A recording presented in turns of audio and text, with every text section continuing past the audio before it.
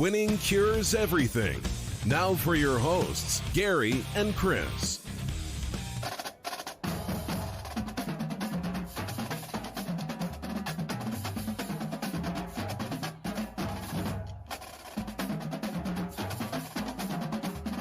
Welcome in. It is Wednesday, August the 5th. This is Winning Cures Everything. I'm Gary. And I'm Chris. Lots of football news today. Good gracious. Chris, at every time I picked up the phone today, there was something new popping. And it wasn't all good news. Some of it was giving us a little bit of hope and whatnot. But yeah, this was a crazy, crazy day. You knew it would be. Lots to discuss. First things first, though, of course. Everybody go over to winningcureseverything.com. That is our website. It's got all of our picks, previews, podcasts, videos, and social media platforms. You can subscribe to all of them. If you're watching the show live, you are already watching on Periscope, Twitch, YouTube, or Facebook. Make sure you are subscribed to whichever one of those that you like. Yeti304 jumps in. He said, "Happy hump day, fellas." And Michael Fritsch said, "What's up, fellas?" What is up, everybody? Good to see everybody in here already. If you would like to participate in the program, right down there at the bottom left-hand corner of your screen is a chat box. Whichever platform you are on, you can type into their chat thing, and it will populate right there on the screen for you. So everybody across different platforms can all be involved in the chat. You can help drive the conversation. We got a lot of football to discuss today. Go over to sbrpicks.com. That is where all of our college football coverage, our previews, our picks, and whatnot will be. And now that we finally got some stuff to talk about, we'll have some stuff, I believe, next week. We're going to have another video up this afternoon. We've already got a couple of videos up over there, so you can go find it over at sbrpicks.com or sportsbookreview.com. So go visit them, give them a like, give them a follow, give them all that good stuff, their YouTube channel, their Twitter, all that good stuff, and they will make it work. So let's dive in. Chris, we got to make it a relatively short show today. Can't stay here for an hour and a half. My daughter is over here this afternoon, so we've got some homework and whatnot that she has got to finish. But let's dive in. Topic number one, and that would be the Big Ten schedule. Came out this morning, 8:45 Eastern Time, so 7:45 for us, and they were rocking and rolling. Joseph Gomez said the dog had the Nets plus 17.5. Or 17.5. Yeah. That was yesterday. They got the Bucks good. Brown Yeti jumps in. He said, "What's up? What is up, everybody?" The Big Ten schedule. Now, let me go ahead and pull this thing up. I kind of want to go over a little bit of a breakdown here. These are the quick observations from this morning. Michigan-Ohio State is on October 24th. I was a little surprised at this. Like, why do it in week 8? Like, that just seems kind of weird. If you're going to do it that late, why not just do it at the end of the season? You know, instead you've got Michigan playing Northwestern at the end of the year. You got Michigan State and Nebraska at the end of the year. You got Minnesota, Maryland. Like, it's just kind of weird stuff. Ohio State, Iowa is at the very end of the year. Were you surprised at where some of these games were put on the schedule? No, I mean, it looks like they don't have any divisional games at the end of the year. And that's probably smart. We talked about that. Yeah. I mean, if you can't get through 8 games of the season, it doesn't matter. Your season is not going to look like a normal season anyway. True. I really thought that they were going to, try and move the important games up. You know, instead we've got Nebraska, the same Rutgers. thing, but I see this and that 8 weeks. So basically, they have 15 weeks to get in 8 games because it looks like most of their big rivalry games, if I can pull it back up, are around week 7, week 8. Yeah. No, most certainly. And so with that being said, that gives them the opportunity to get going in football shape, kind of work through any COVID issues or medical issues or whatever, and then you're in the meat of your season, your schedule, and we'll give you a rivalry week then. Yeah, no, you're right. Michael said that's good for Harbaugh. Get the loss out of the way earlier. I mean, I guess that's good. I don't know. It's a little weird. I will say this. I am glad that they are starting up Thursday, September the 3rd. First week. So Labor Day weekend, we are going to have big-time football. Opening week slate of games, you got Wisconsin, Indiana, Maryland, Iowa, not a massive game. You got Northwestern and Penn State. You got Michigan State, Minnesota. You got Illinois and Ohio State is going to be on a Friday. Yeah. That's a Thursday. Games. Yeah. I mean, it just a bunch of fun games. I mean, obviously, conference only. You're going to have fun games pretty much every weekend. But yeah, this is kind of fun. This is going to be a good time, and they are starting it early. The last games are scheduled for November 21st. Now, they have the option of playing the championship game on December 5th. They've got a bye week before the championship game. Or they can push it back to the 12th or the 19th. So, and along with that, this is one of the topics for today, but they are going to do the CFP rankings. The last ranking is going to be on December 20th. So, bowl games, obviously, if they happen, will be pushed back, all that good stuff.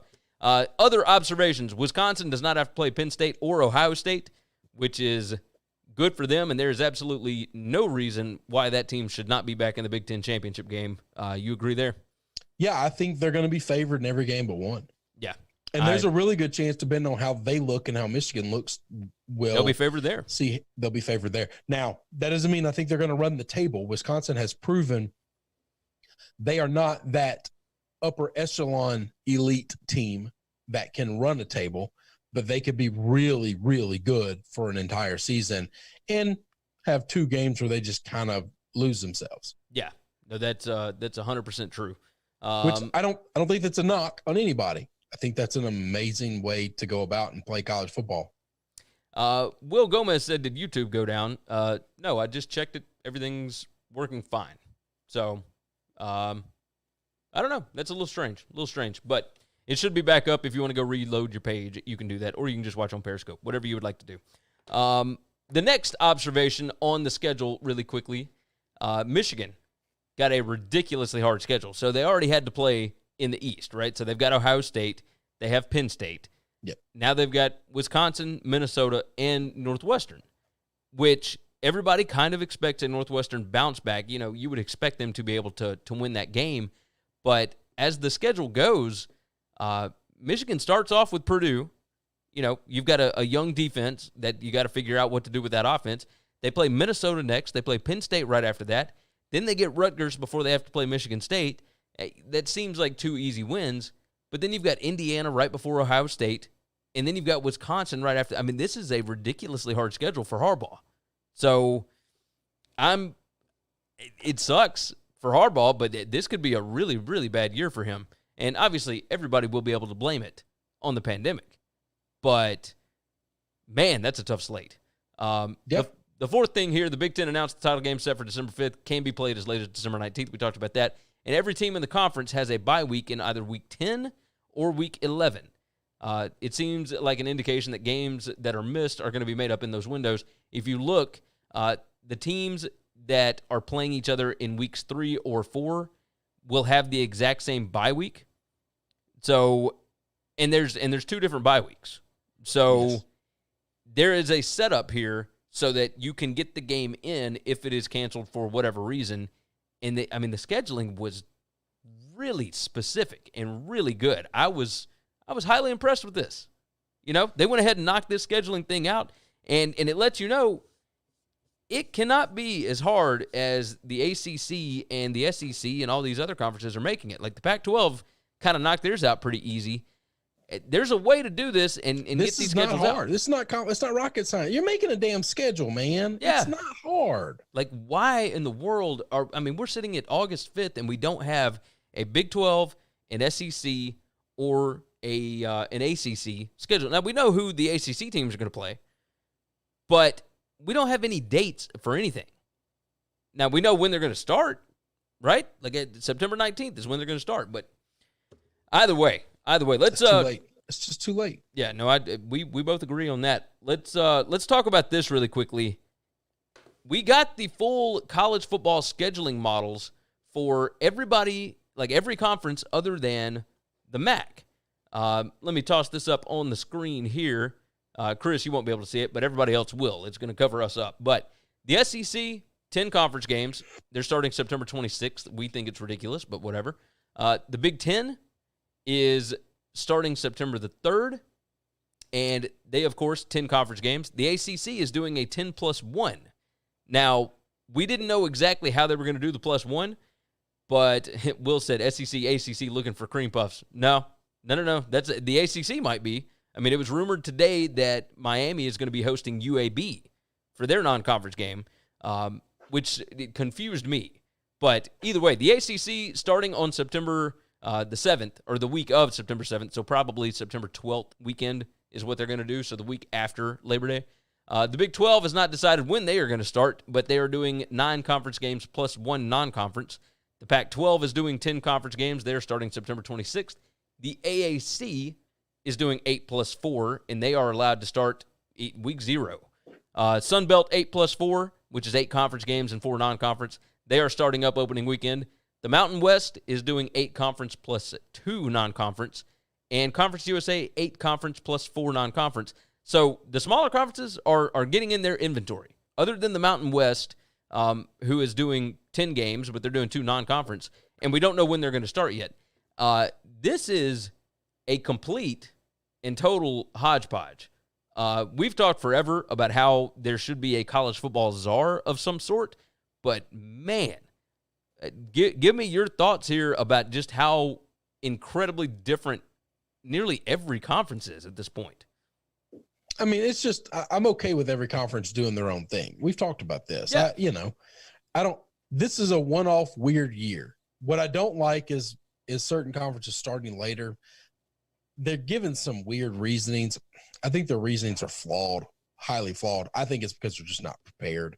They're not ready. And, shame on them for not being ready. They're highly compensated. They decided to take their high compensation and sit on their ass during this thing while everybody else was still working and trying to figure this stuff out. But, I don't know. I mean, it's just a schedule, and we got what we got. And, the MAC is the only one that hadn't given us one, and that's it. Yeah, we were trying to figure out if it was going to be conference only basically for everybody. I mean, it basically is. I mean, my question it is for the Power Fives, but for the Group of 5, they're, hey, all systems go. Let's get after it. I was a little bit surprised by that. Were you at all? No, I mean, they need the money. Yeah, I mean, I'm going to bet UAB is not going to Miami for nothing. Oh no, you're 100% right about that. You're 100% right. Yeah, that's one of the ACC's rules is that if you're going to play a non-conference game, it has to be played in your home state or in your home stadium. Arena. And because that's what I was confused on. When I saw that they were going to play UAB, I was, hey, they're not from in the same state. Like, what are we talking about? But it was basically they're going to have to travel to you. And these smaller schools are like, hey, sign me up. Let's go. Yep. So, and I don't blame them. The check clears, we don't care. Yeah, so long as the check clears, you've got that right. The next topic on the board, UConn. They have canceled their football season.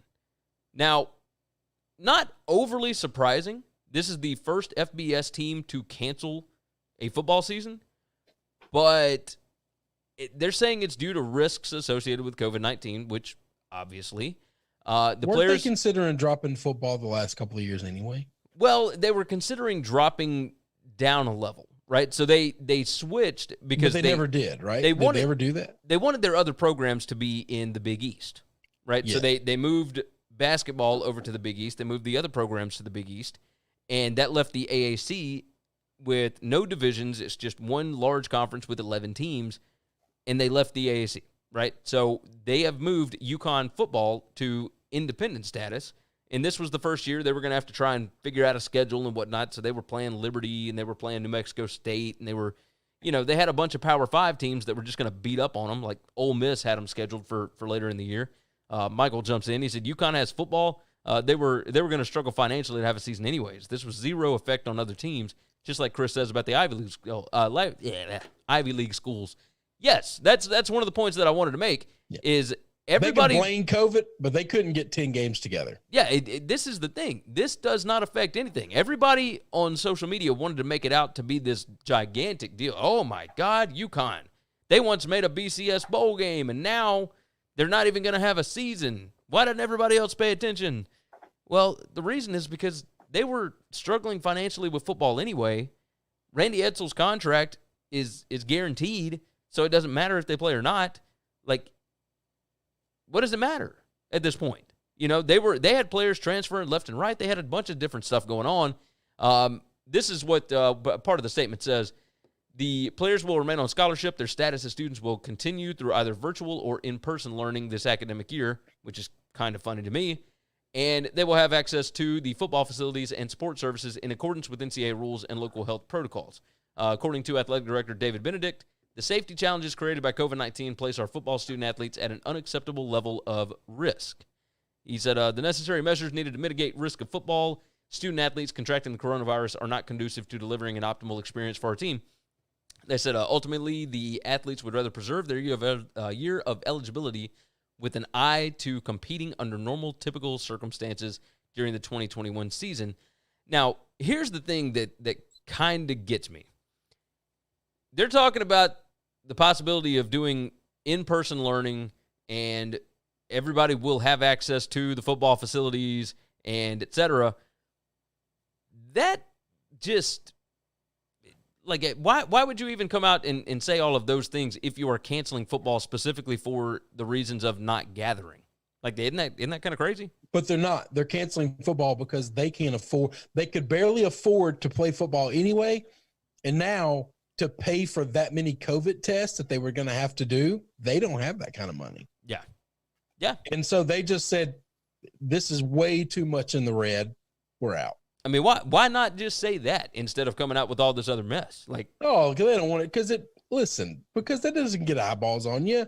That'll make you look like a victim. Dude, we're all about looking like victims. Okay? You're dead on about that. This is COVID's fault. This is COVID's fault that they lost their football program. Michael's already jumped in. He's got a long one. We'll jump off of the UConn thing. But Michael's got a question really quick. He said, sorry, it didn't look that long when I typed it. So I'll go ahead and let you know, Chris, it's a little long, but it's something that we were interested in, but I don't know that we're really ready to discuss it yet. He said, what are your thoughts on the Colorado State investigation into coaches telling players not to, he was sending more, not to report COVID symptoms, threatening reduced playing time if they quarantine, and altering tracing to keep players practicing? I'm sure it's not the only school doing it, but crap like this will derail the college football season.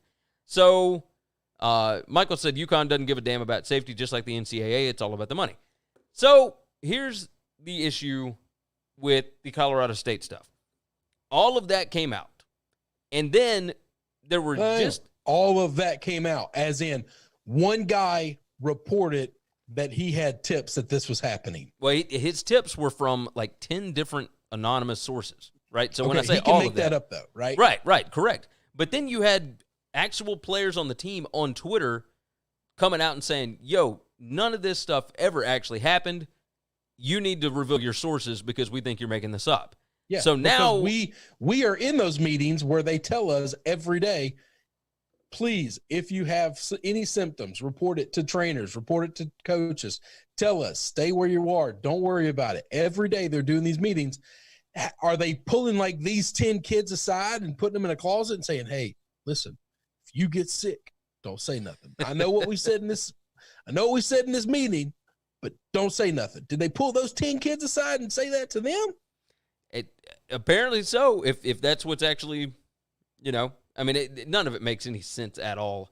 Will Gomez said no one wanted to play for UConn before, and if they said the program's basically broke, it would be over. That's a good point. That's a valid point. You gotta work with recruiting. But yeah, so Chris, you and I would imagine, once they do this investigation, which Coach Adazio said that he wants them to go ahead and do the investigation because it ain't true on his end and with the guys that he knows. But if something is going on, he wants to know so he can fire whoever it is. Right. So I was one of the first people that I heard talk about this. I said this a month ago, maybe longer than that. Somebody's going to get caught doing this. Oh, yeah. Somebody's going to get fired because they are going to tell kids to hide this. I do believe that is going to happen, okay? But the fact that when it came out, now I am biased. I like Steve Adazio a lot, okay? So I was pretty upset when I heard this. My guy did this. But it stinks of – we just live in a world where I just don't trust journalists anymore at all. We have found too many of them to take money to say anything people will pay them to say, and to just spread anything that they can spread to create discourse. All right. Well, and I believe that. You can call, yeah. I know that I'm a maniac. I know that I am like a fanatic when it comes to this stuff, and I'm a little bit insane. I get that. But I just don't trust I'm just so skeptical. I don't trust anybody. And when you bring out, I got 10 anonymous sources, and then 30 football players come out on Twitter saying, we're in these meetings every day, and they're telling us I got COVID, and they told me, no, stay in your room, call the trainer. Yeah. Don't go anywhere. Like, how are they telling those guys something different than they told these 10 guys? Because that doesn't make sense. Journalists are so quick to run with a story before they actually confirm it. And that's what makes it's better to be first than to be right. Yeah. No, Nobody you're cares dead on. about being right. You are dead on. Dead on. So, obviously we're going to talk more about it as it goes on, but for now, Michael said that was my thought, Chris. It'll ruin this year if more of this comes out and is found to be true. I'm a big Colorado State guy as well. I hope everything is on the up and up there. Yeah. No, we agree. Yeah. We hope for good things for basically everybody, but yeah, we both kind of. Well, I will tell you, I believe that some coach is going to do this, whether it gets leaked out or not. I do think that some coach is going to pressure some kid into covering something up at some point in time. Yes, I think that's going to happen. I'm not afraid. I'm not naive enough to know that that won't happen. No, you were correct. The people that are going to be coerced to stay and hide it are going to be the elite of the elite players. Nobody, if you're talking to some backup DB that's third string, nobody's telling him to hide his symptoms. All right. Now we want you to stay in that room so you don't get the good players sick. Yeah. Agreed. Michael said, did Adam Schefter break that story? Hey, so here's the deal. You remember we kind of complained about Schefter getting the numbers wrong for the Mahomes deal? He wasn't wrong on the deal. Like all of that stuff that came out, when they found the actual when they actually got the contract, it was $450 million guaranteed with incentives up to $500 and whatever million. So Schefter's number wasn't technically wrong. It didn't have all the incentives and all that stuff that everybody else ended up getting. So either way, Schefter does kind of run with stuff every now and then. He just goes fast. He goes really, really fast. Yeah, as soon as he gets something, he goes ahead and splits that thing out.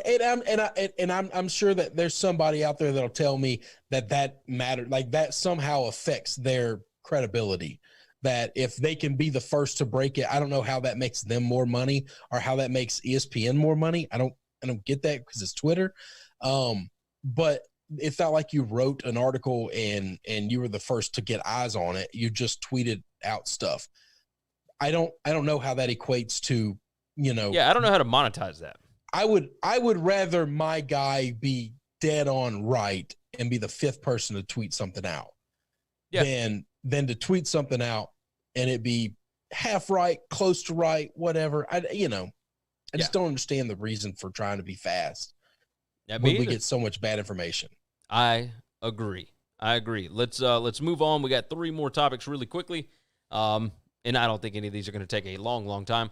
But the Pac-12 is setting up an extensive loan program for the 2020 college football season if it does not happen. John Wilner from the Mercury News was the first to report this. Each university would be eligible for an $83 million loan if the 2020 season is canceled. The loans would be set with a 3.75% interest rate over the next 10 years. Now, pretty good business for the banks, I would imagine. Now, they don't say what bank it is or anything like that. Like, that's a hell of a lot of money. Not every school has to jump in on this, right? So if Stanford says, you know what, we got a massive endowment, we ain't worried about it, like, we'll handle this ourselves, we're not going to take out money and just pay back a bank, 3.75% interest on $8-something million a year. Like, we're not doing that. So if they want to do that, then that's fine. But it said the slate of loans could help universities avoid major revenue shortfalls in 2020 and beyond. Football programs across the Pac-12 generate in excess of $50 million in ticket sales and media rights each year. It says all loan capacity is being used for things besides athletic. They're trying to get the core academic programs through for the next 3 years without firing people if people have debt capacity, they should use it. So, it says Stanford and USC are unlikely to participate. Other public universities are likely to take substantially less than the $83 million max. I think that this is not the first that we are going to see this. If there is not a college football season, you're going to see SEC teams do this. You're going to see ACC. You're going to see Big Ten, et cetera, because they will all need it in order to maintain their staff on campus. What are your thoughts here? That's a good deal for it's always good to be the bank. Yeah, you got that right. I just did the quick back of the envelope math. That is just a hair shy of $16.6 million of profit for the bank if you were to take that loan out and pay it back. And now, is that per school? That's per school. Good gracious. Yeah, that ain't bad. Not too shabby if you got $83 million laying around to loan somebody. No, you got that right. You have got that right. So we'll see what happens. Interest don't seem like much, but it's a lot of dough. Oh, it definitely is. Now, it's not like it. Basically, the only reason you wouldn't do this is if you think that we are not going to have college football in the future. But I don't foresee that happening. Yeah, when you start getting TV money next year and you're thinking that maybe all that TV money and all your revenue can go up next year because people were starved for it, we lost it. I don't think this is one of those things where it's like baseball after the strike year took a while for, fans to come back. I think they're going to come back in droves. Excuse me. And so it's just one of those things where, you'll be able to make all that money back and you could probably pay it back pretty quickly. Yeah, I do agree there. Next topic here, we'll go ahead and move into that one. That is the NCAA's D2 and D3, Division II and Division III. The president's councils for both of those have canceled their fall championships for the 2020 seasons. And here's why it's, again, everybody, doom and gloom, it's the end of the world. Why doesn't Division I go ahead and do this as well? Blah, blah, blah, blah. All that stuff, right, that comes out when they see something like this. Those schools, those programs in Division II. Now, this is not FCS, by the way. FCS has not made a decision because that's still technically Division I. There's just two divisions in Division I, FBS, Football Bowl subdivision, and FCS Football Championship subdivision. That would be your North Dakota States and James Madison's and blah, blah, blah, blah. So, D2 and D3 are canceling because they don't make money playing football. They offer the programs for the students, and it's valid football programs, etc. This is where Lance Leipold used to coach, right? Wisconsin Whitewater, like stuff like that. Those are smaller places that routinely maybe draw, high school crowds, high school football crowds in the South. Like that's what they do. So there is not a television revenue. There is no incentive to play if there is any kind of a risk at this point. It is completely different when you get into the FBS. Now, FCS, not on the same level as FBS, but there is a little bit of money and whatnot involved there. So, obviously, we'll see what happens. But, I don't think this is surprising at all. Did you find that? No, and the biggest thing is we got to remember, just like with the UConn story, it's not just about health and safety, and it's not worth the risk. It's not worth the increased cost because it is going to cost hundreds of thousands of dollars, probably a week, maybe a month, that to do the testing, to do the proper cleaning protocols that you're going to have to do over and over and over again. These big schools, that's a drop in the bucket to what they generate. And so they're willing to eat that. These little schools just aren't going to have that luxury. Yeah. No, you're dead on. You are dead on. It doesn't have to just be it's not safe to play thing. It's we have to test and we have to clean and we have to be able to safely work. But that safety they don't costs have money. Yeah, they don't have the same facilities and whatnot either. No. So it's tougher. No. I've been in some of those weight rooms where they haven't been cleaned in years. Well, on top of that, it's a smaller weight. After that, it's a small weight room. Like yes. you can't really socially distance in there. So no. stuff like that. That's why D2 and D3 are canceling, is because it's almost impossible to follow the guidelines that are set forth. They just can't afford. They can't afford the cost of it. So, I'm seeing, different tweets and whatnot about it feels inevitable. Just do it already. Rip the Band-Aid off. Go ahead and do D1 too. It's like, that's so foolish. It's so stupid. You're not comparing. We're it's not apples all and the oranges. same. Yeah, it's just ridiculous. You got to pay attention to what is actually going on, and this is a completely different circumstance. But nobody does that. People just want to scream. No one wants to look at the nuance of anything. They just want to yell and tell people they're wrong. Yeah. Michael jumps in. He said, if anyone believes it's just about the kids, then they also believe Urban Meyer left coaching to spend more time with his family. Yep. It's and immediately jumped on that Fox bus and left every week to travel the country. Yep. You got without his family. Yeah. Oh, his family is still in Ohio. So, want to spend more time with him, want to deal with he doesn't want to coach because of health problems, and yet he's traveling to LA every weekend, every week. He spends more than half the week out of the state. So either way, Will said some small schools still have those Joe Weider weights from the 90s. Oh yeah. It's just covered in rust. It's ridiculous. It is just that is just tetanus just living everywhere in there. All right, last topic of the day, and then we'll get out of your hair. We appreciate everybody for being here. Remember, go over to sbrpicks.com and make sure that you check out our college football videos, all that fun stuff. And we'll close with this. Derek Carr has a burner account on Twitter. Did you see this? No, I didn't, but this surprises me. This is a dude that really came across like, I don't give a shit what other people think. I agree. Now, what's funny is he's not like mean. He's not saying crazy stuff, right? But this guy, TJF Sports on Twitter, found this account. It's at Jace_Frost, and that's Jayce, which he's already deleted the account now that he was found out. Michael said, speaking of small schools, do y'all watch Last Chance U? I stopped when they moved from when they left Mississippi. Yeah, when they moved up to Iowa, they kind of lost me. So, is what it is. So with this whole burner account with Derek Carr, he said, if I were Derek Carr and was tired of being disrespected, I would simply try being a good quarterback. So this Jace Frost responded and said, honest question. Do you not understand football, or do you just troll? So then he goes and looks at the replies that this guy sends out. And it was on every tweet about Derek Carr. So this guy, Bonafide Bro, said, Derek Carr going to throw that first pick, and Gruden's going to spider Y2 banana, and voila, 8's going to be right there. So this Jace Frost dude says, trolling, right? And then this other guy said, when Derek Carr loses the job, the league is finito. And Jace Frost said, hi, you're trolling, right? So he's not saying anything like bad, but he just keeps asking people if they're trolling. And that's typical Derek Carr, like the most boring thing you could think of.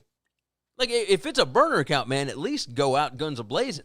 Like, nah, he's just trying to get at people. I mean, it's unreal. It's funny because the delete or the account is now deleted. But man, they got screenshots, all this stuff, and it is absolutely hilarious to even think about the fact that this guy who puts on this whole I don't give a crap about anything persona. He really does. He most certainly does. I mean, it's insane. He went on and talked about Fresno State. So somebody said, Fresno State released new uniforms. What do we think? Somebody responds and said, well, they can't win, so why not? Get a bunch of money to get blown out by big teams, and that's how they choose to use it. And Jace Frost said, or because they switched to Adidas, but don't let the facts slow you down. Like, he is jumping in on... He's like the most boring troll ever. Yes. It's like, what are we even doing? Oh, it's unbelievable. Dork. Yeah, what a nerd. He's a nerd. He's absolutely a nerd. So we love Derek Carr to death, but I don't know that. No, just speak for yourself. How about that? I love Derek Carr, but man, what a douche, dude. You gotta come stronger than that. Like, come out with something better if you're gonna have a burner account, or just get off of Twitter. Like, what the hell are you doing? Go out and play football. Prove everybody wrong. You don't need to jump on Twitter to start doing that. Like, go out and get your team to the playoffs. Knock this thing out. Let's go. Good gracious. Ay. All right. I don't think that anything has broken, at least not that I'm seeing. So, with that said, I'm going to go ahead and jump out of here. Chris, hopefully tomorrow will not be as busy as today. We're going to go live at 3 p.m. tomorrow because I will be at the office. So, hopefully it's an easier day. Hopefully there's not as much news that popped up because there's still stuff that we did not even touch on. I mean, the Grizzlies got beat again, but, whatever. We kind of expected that at this point. So, with that said, we're jumping out. Go over to winningcureseverything.com. Go over to sbrpicks.com, sportsbookreview.com. You can find all of our college football content over there. Make sure you subscribe to the podcast. Leave a nice review, all that. Will Gomez said Twitter's 90% troll replies to athletes. Someone tell Carr, let them hate and watch the money pile up. Yeah, you got that right. There ain't no reason to be in Twitter, man. Like, just go on there, find your news if you got the right sources, and then we'll go from there. All right. SBRpicks.com, winningcureseverything.com. Subscribe to the podcast. Leave a nice 5-star written review. We definitely appreciate that. I'm going to read a new one tomorrow. And yeah, we're going to have fun tomorrow. So you guys take care of yourself. Take care of each other. We'll see you tomorrow. Thanks for checking out Winning Cures Everything. If you want to keep up with us, hit subscribe on YouTube or your favorite podcast app. Visit the website at winningcureseverything.com, or you can like us on Facebook or follow us at Winning Cures, at Gary WCE, or at Chris B. Giannini on Twitter. Share out the show, leave a nice review, and make sure to